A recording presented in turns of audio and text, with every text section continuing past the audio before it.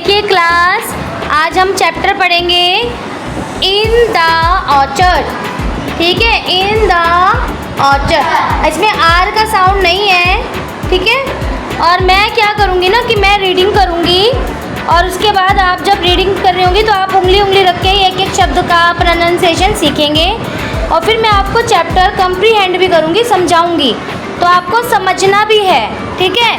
कोई मुश्किल चीज़ इसमें नहीं बताई हुई, सिंपल लैंग्वेज में बताई हुई है। लेकिन जब मैं आपसे पूछूंगी तो आपको पता होना चाहिए कि मैंने आपको क्या बताया, ठीक है, ताकि मुझे भी तो पता चलना चाहिए ना कि आपको कितना समझ में आ रहा है। ठीक बात है। मैं देखिए, apples and other fruits grow on plants and trees.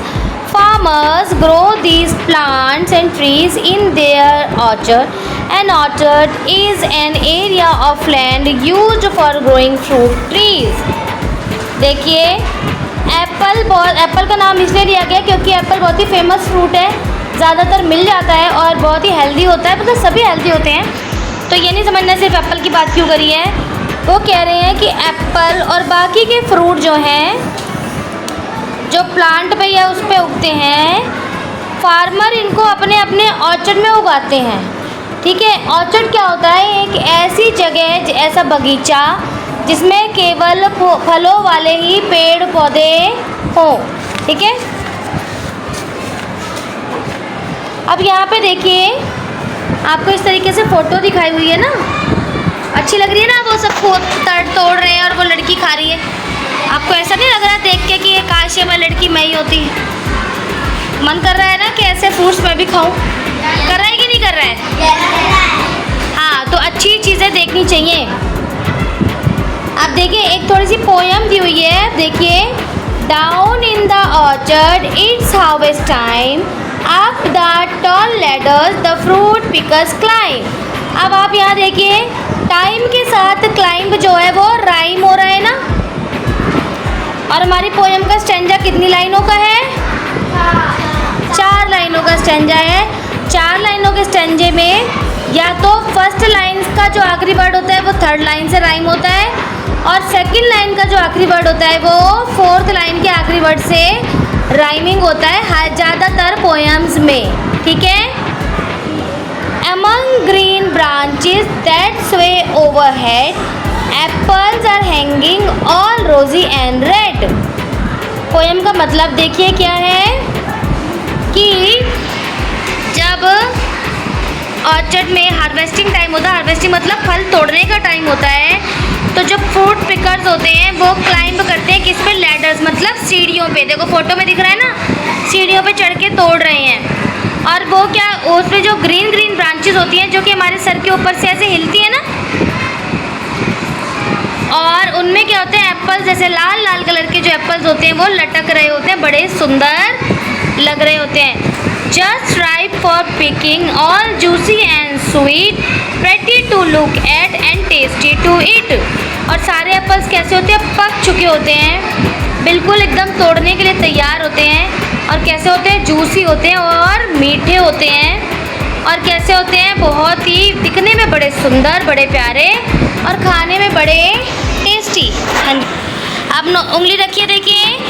It is always a great pleasure to grow fruit trees, to pluck their ripe fruits and to eat them, but do you know it is only a seed case that you eat, not the whole fruit. अब देखिए, हमेशा कह रहे हैं कि fruit का tree उगाना बहुत ही प्लेजर, मतलब बहुत ही आनंद आता है, खुशी होती है, ठीक है। और उसमें से पका हुआ फ्रूट उतार के खाना। आपने ही देखो, अगर आपने कभी कोई गमले में पौधा लगाया होगा, उसमें जब नई पत्ती आती है तो कितनी खुशी होती है, और जब उसमें कोई फूल आता है तब और भी ज़्यादा खुशी होती है। और अगर आपने बाई चांस कोई नींबू या किसी ऐसा लगाया है, उसमें से तोरी या घी या नींबू कुछ निकलता है, तो आपको इतनी ज़्यादा खुशी होती है कि जैसे आज तो पता नहीं हमें क्या मिल गया, होती है ना। हाँ बेटा, गांव में। हाँ हाँ, वेरी गुड। तो यही बता रहे हैं कि ऐसे फ्रूट्स खाने में बहुत ही ज़्यादा मज़ा आता है, लेकिन हम जो खाते हैं ना, हम पूरा फ्रूट नहीं खाते, बीज छोड़ देते हैं ना, या बीज भी खा लेते हैं, किसी किसी फ्रूट में खा लेते हैं, जैसे कि अमरूद में, लेकिन ज़्यादातर फ्रूट्स में बीज तो छोड़ना पड़ता है। हाँ, तो हम क्या खाते हैं, जो हम खाते हैं वो क्या होता है, सीड केस होता है, ठीक है। It is only a seed case that you eat, not the whole fruit. Now what are fruits, तो पता फ्रूट्स क्या होते हैं। The most of us fruits are juicy food that grow on certain plants and trees, but to a scientist who studies plants roots are the seed cases of certain flowering plants. It is the case that we eat, not the seed. वो कह रहे हैं कि हमारे लिए तो वो fruit है, लेकिन जो साइंटिस्ट लोग होते हैं ना, जो फ्रूट्स की स्टडी करते हैं, उनके हिसाब से हम क्या खाते हैं, फ्रूट नहीं खाते, हम सीड केस खाते हैं, क्योंकि अंदर बीज है और बीज के ऊपर जो टेस्टी सा एक कवर है ना, वो हम खाते हैं। तो वो क्या है, उस सीड का कवर है, केस है, जो हम खाते हैं। The apples, oranges, pears and mangoes that we eat, सब में देखो बीज है, लेकिन हम अंदर वाला पार्ट नहीं खाते, हम सिर्फ ये वाला पार्ट खाते हैं। अच्छा, ये जो केस होते हैं, ये सीड्स को प्रोटेक्ट करते हैं ताकि सीड्स ख़राब ना हो और अच्छी तरीके से पूरे से बन जाए, क्योंकि सीड बनेगा तभी तो नया पेड़ बनेगा। और जो फूल उसमें आते हैं ना, सबसे पहले एकदम से तो लग नहीं जाता फ्रूट, पहले क्या आते हैं, उसमें फूल आते हैं ना, तो जो फ्लावरिंग जो फ्रूट बनता है उस फूल को ब्लॉसम कहते हैं। क्या कहते हैं, ठीक है, कल हमने वर्ड मीनिंग में किया था ना। Watch a fruit tree in the spring season. First of all, you will see little blossoms appearing on its branches. Then, after a few days, a small green fruit begin to grow. पहले क्या होता है, देखिए, सबसे पहले spring season में, बसंत के मौसम की कल हमने बात करी थी, नए नए पत्ते आते हैं और धीरे धीरे उसमें फूल आने शुरू होते हैं, और फूल से धीरे धीरे क्या होता है कि उसमें हरे रंग का एक फ्रूट बनता है, और जैसे जैसे वो पकता है वो येलो होता है ना, और फिर अपने कलर पे आ जाता है। जैसे सेब जो है वो रेड हो गया, आम जो है वो, आम अलग अलग कलर का होता है, एक रेडिश आम भी होता है, एक डार्क, एक ग्रीन भी होता है, इसी तरीके से एप्पल भी एक ग्रीन भी होता है।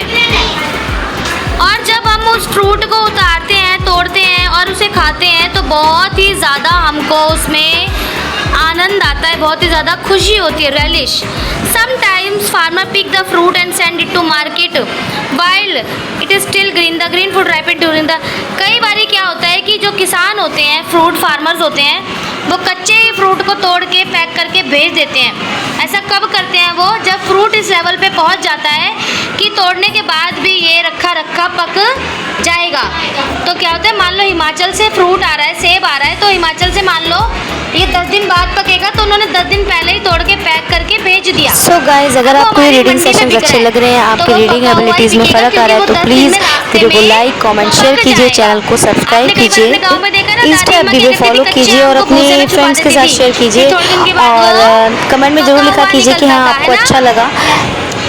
टिल देन फिर मिलूंगी किसी नेक्स्ट वीडियो में, तब तक के लिए गॉड ब्लेस यू। अच्छा, इसके बाद देखिए बेटा, fruits are an important part of our diet. It they gives a mineral, sugar and vitamins. The skin, seeds and water of the fruit help digestion. Fruit जो हमारी डाइट का बहुत important part होते हैं, इनसे हमको मिनरल्स, वाइटामिन्स और सारी शुगर भी जो इसमें होती है वो नेचुरल शुगर होती है, वो भी हमको मिलती है, और ये हमारे डाइजेशन में, हमारे पाचन में बहुत ही अच्छे होते हैं। फ्रूट्स अगर हम खाते हैं तो हम हेल्दी रहते हैं। लेकिन एक बात हमेशा याद रखना, फ्रूट को आपको कोई मसाला, कोई चीनी डाल के नहीं खाना चाहिए।